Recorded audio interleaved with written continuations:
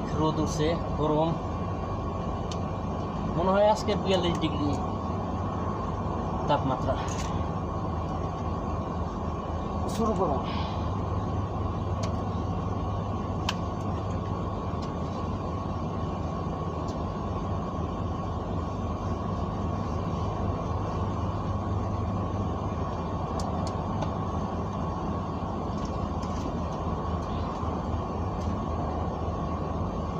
আমার বাহিরের কাজ শেষ, এখন ভিতরে তাবলনের কাজ করতে হবে।